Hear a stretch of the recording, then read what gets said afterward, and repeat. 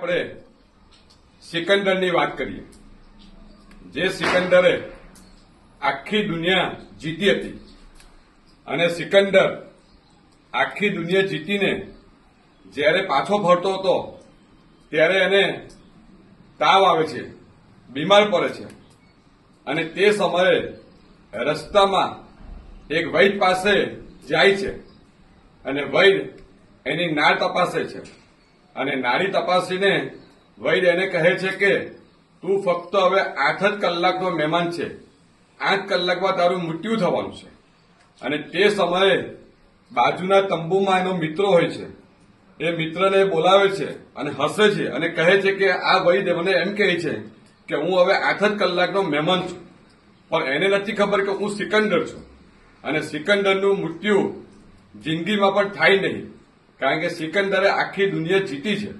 ત્યારે એનો મિત્ર એને સમજાવે છે કે ભાઈ, દુનિયામાં જે કોઈ આવ્યું છે તેને જવાનું છે, ભલે તું સિકંદર છે પણ તારું જવાનું પણ નિશ્ચિત જ છે. અને તે સમયે એ હસે છે અને હસીને કહે છે કે હું આખી દુનિયાને જીતનાર અને આજે હું મૃત્યુ પામીશ. એટલે એના મિત્રને કહે છે કે મારે મારી મમ્મીને મળવું છે અને એના માટે આપણે ફટાફટ એની પાસે જવું પડશે.